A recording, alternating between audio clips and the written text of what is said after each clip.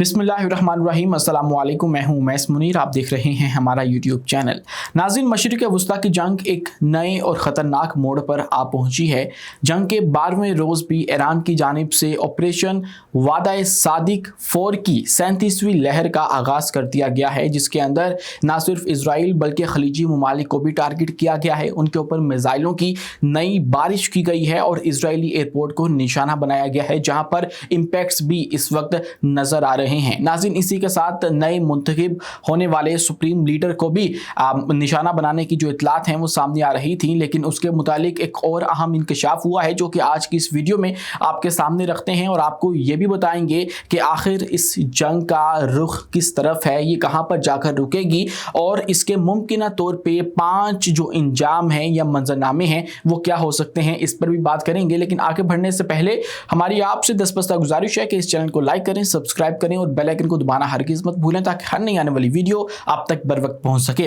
नाज़रीन, आगे बढ़ने से पहले आपको यहां पर यह पता होना चाहिए कि इस जंग को शुरू हुए 12वां रोज़ हो चुका है और लास्ट टाइम जब इजराइल के साथ ईरान की जंग हुई थी तो तब भी 12 रोज़ा जंग ये जारी रही थी, लेकिन उसके बाद मुज़ाकरात के जो टेबल हैं वो सज गए थे और दोबारा से अदाकारी शुरू कर दी गई थी जब अमेरिका और इजराइल ने हार मान ली थी। अब की बार 12 रोज़ मुकम्मल हो चुके हैं, लेकिन अमेरिका की जानिब से कहा गया था कि हम लोग 4 से 5 हफ्ते तक का जो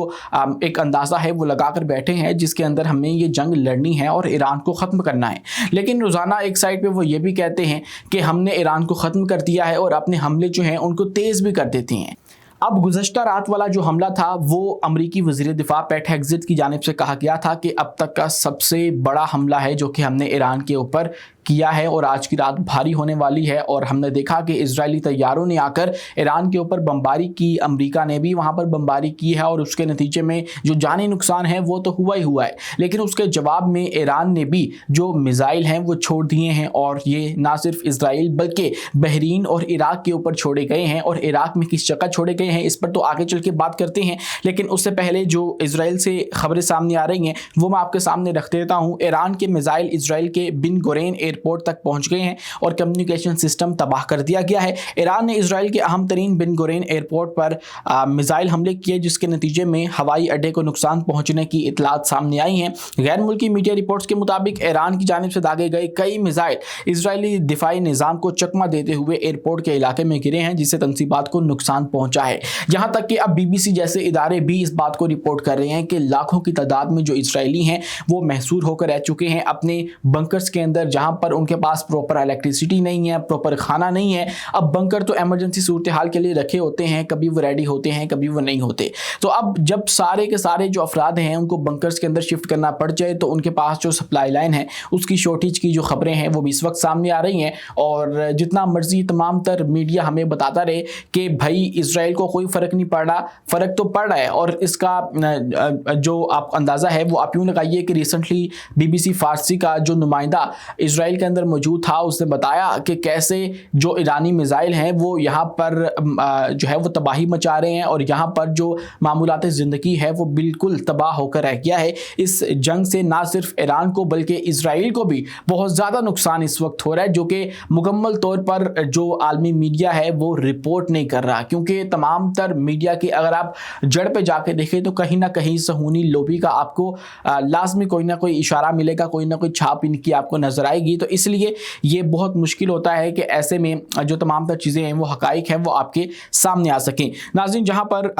उनके इस एयरपोर्ट को निशाना बनाया गया है, दूसरी साइड पे जो लुबनान है वहाँ से भी उनके ऊपर अटैक किए जा रहे हैं। लेकिन इसी के साथ कुछ खबरें ये भी सामने आ रही थी कि जो नए मुंतखब होने वाले सुप्रीम लीडर हैं मुस्तफा खामनाई, वो अभी तक सामने नहीं आए हैं और ये भी कहा जाता है कि कई सालों से उनको किसी ने देखा नहीं है, लेकिन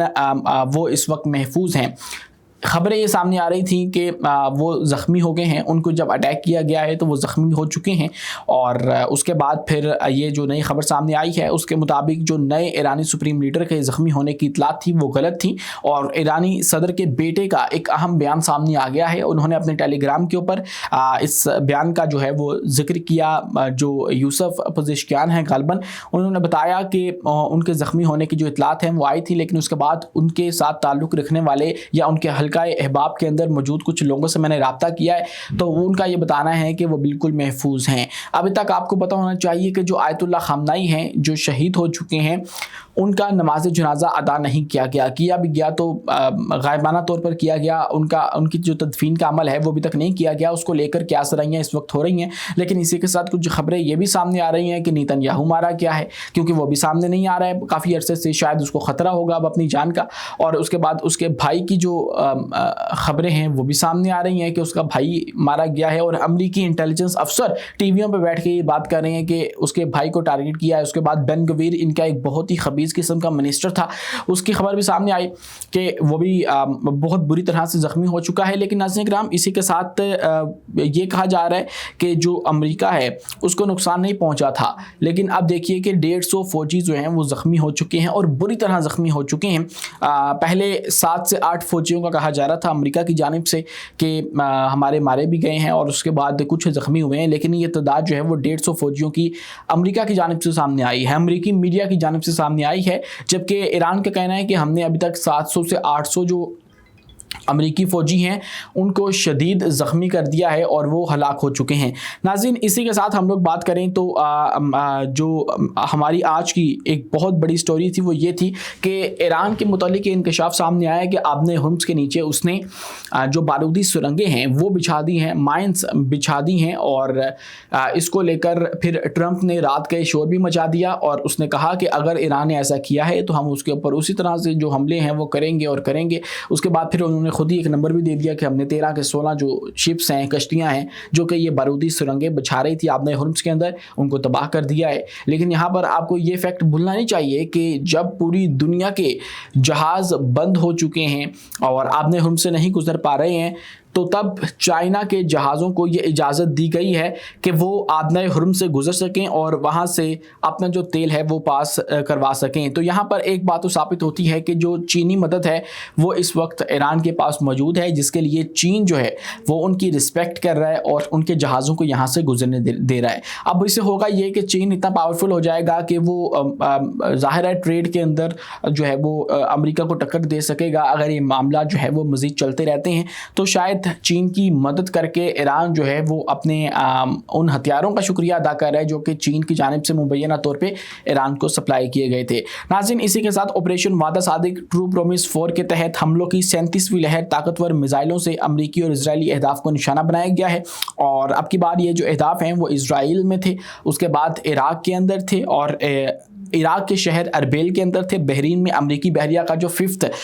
फ्लीट के हेड क्वार्टर्स हैं और इसराइल के शहर तेल अबीब है, इन सब को निशाना बनाया गया है। और अब जो है वो ईरान पीछे हटने का नाम नहीं ले रहा है, लेकिन ये सूरत हाल जो है वो बढ़ती हुई नज़र आ रही है। नाज़रीन, अब अगर हम लोग बात करें उन मंजरनामों की जो कि अमरीकी मीडिया की जानिब से सामने आए हैं कि जहाँ पर जाकर ये जंग रुक सकती है तो तब इसके नताइज क्या होने वाले हैं या फिर इस तमाम तर क्योस का एंड क्या होगा, तो उसके अंदर अगर हम लोग बात करें तो पहला जो मुमकिन मंजरनामा है वो ये हो सकता है कि अमेरिका और ईरान दोबारा मुज़ाकरात शुरू करे और ईरान के जौहरी प्रोग्राम को महदूद करने के लिए कोई मुआहिदा तय पा जाए, जो कि पहले भी तय पा रहा था। ईरान उसके ऊपर एग्री कर रहा था, लेकिन अमेरिका ने उसके दौरान ही ईरान के ऊपर अटैक कर दिया। तो यहाँ से एक बात तो साबित हो जाती है कि ये पहला मंजरनामा जो है इसके अंदर कोई ज़्यादा ताकत मौजूद नहीं है और ईरान अब किस तरह से अमेरिका के ऊपर एतबार करेगा जब उसने मुज़ाकरात के दरमियान जब ईरान ने कहा कि ये मुज़ाकरात मस्बत तरफ जा रहे हैं, हम लोग एग्री कर रहे हैं अमेरिका के साथ और इजराइल के साथ, तो फिर जब अटैक किया गया तो तब तो ये कोई जवाब नहीं बनता ना कि दोबारा मुज़ाकरात किए जाएं।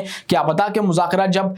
जो है वो तय पाने वाले हों तो अब दोबारा से अमेरिका अटैक कर दे। तो ये एक ट्रस्ट जो डेफिशिएंट है वो पैदा हो चुका है और इसका सबसे बड़ा जो कलीदी किरदार है वो ट्रंप है, जिसने पूरी दुनिया को इस वक्त जो है वो अनसर्टेनिटी की सूरत हाल में डाल दिया है। नाज़रीन, इसी के साथ दूसरा जो इम्कान है वो ये ज़ाहिर किया गया है कि अमेरिका दबाव या खुफिया कार्रवाइयों के जरिए ईरान की मौजूदा क़यादत में तब्दीली लाने की कोशिश करे और मौजूदा निज़ाम के अंदर ही किसी नई क़यादत के साथ काम शुरू कर दे। लेकिन ये वाला जो दूसरी ऑप्शन है ये तो नाकाम हो चुकी है। अमेरिका ने किया बेसिकली यही था कि अंदर से भी अटैक करेंगे, बाहर से भी अटैक करेंगे और अपना कोई मोहरा लाकर बिठा देंगे। लेकिन वहाँ का पॉलिटिकल सिस्टम जो है वो इतना स्ट्रॉन्ग साबित हुआ कि वहाँ पर जो खामनाई के बेटे थे और जो उनसे भी ज़्यादा हार्ड लाइनर समझे जाते थे वो आ गए और उन्होंने आकर चार्ज संभाल लिया और अमेरिका मुँह तकता रह गया। नाज़रीन, तीसरे दूसरे मंजरनामे के मुताबिक जंग, माशी बहरान और सियासी दबाव के बाद ईरान के अंदर बड़े पैमाने पर एहतजाज शुरू हो जाएंगे और फिर अमेरिका उनको सपोर्ट करने लग जाएगा, जिससे फिर जो मौजूदा हुकूमत है वो कमज़ोर हो जाएगी और एक तरह से रजीम चेंज का जो जवाज़ है वो पैदा हो जाएगा। नाज़रीन, इसी के साथ हम लोग अगर मज़ीद बात करें तो अमेरिका और इजराइल ज़मीनी फ़ौजी कार्रवाई जो है वो ईरान के अंदर शुरू कर देंगे, जो कि मुमकिन तौर पे पॉसिबल नहीं लगती है। और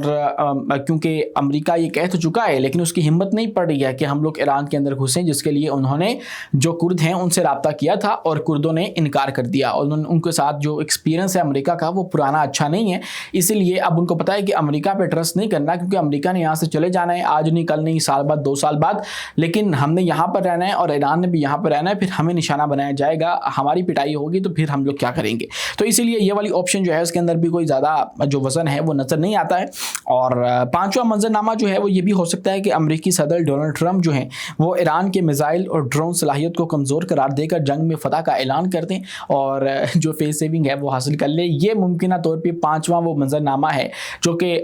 सच होता हुआ या फिर इसके अंदर कोई इम्कानात लगते हैं कि ये ठीक हो जाएगा और ट्रंप जो हैं वो ऐसा ही करेंगे कि एक फेस सेविंग लेकर इस तमाम तर जंग को, इस ऑपरेशन को बंद करेंगे और अपने आप को एक फ़ातिह डिक्लेयर कर देंगे। हालांकि फ़ातिह कौन है ये तो तारीख तय करेगी और उसके बाद जो इसके नताइज होंगे, या फिर अगर आप लोग ये देखेंगे कि अमेरिका का मकसद क्या था या इजराइल का मकसद क्या था ईरान के ऊपर अटैक का, तो फिर ये बात पता लगेगी कि फ़ातिह कौन था। लेकिन अगर ऐसा ट्रंप कर देते हैं कि भाई हाँ हमने सारा मिसाइल प्रोग्राम तबाह कर दिया, तो आपको यहाँ पर पता होना चाहिए कि लास्ट टाइम जब अटैक किया गया ईरान के ऊपर तो तब भी यही बात कही गई थी कि हमने तमाम तर मिसाइल प्रोग्राम, जौहरी तनसीबात तबाह कर दी हैं, B-2 बॉम्बर्स ने तबाही मचा दी है, अब ईरान अपने पाँव पे खड़ा नहीं हो सकता, बहुत टाइम लगेगा। लेकिन 1 साल बाद दोबारा इनको अटैक करना पड़ गया और वो इस नीयत से अटैक करना पड़ गया कि भाई अगर हम लोग अटैक ना करते तो 2 हफ्ते के बाद ना हमारे ऊपर अटैक ये करते थे। तो यहाँ पर ये वाला जो ऑप्शन है वो आपको पता होना चाहिए कि ट्रंप अगर ये ऑप्शन अवेल करते हैं फेस सेविंग वाला, तो उसके बाद दोबारा से वो अटैक करने आएंगे और अगर ये अपने आप को फ़ातिह डिक्लेयर करते हैं तो फ़ातिह कौन है आपको इस बात का इल्म होना ज़रूरी है। आज के लिए इतने ही। अपने मेज़बान उमैस मुनीर को दीजिए इजाज़त, मिलते हैं अगली वीडियो में किसी नई मालूमात के साथ। शुक्रिया, अल्लाह हाफ़िज़।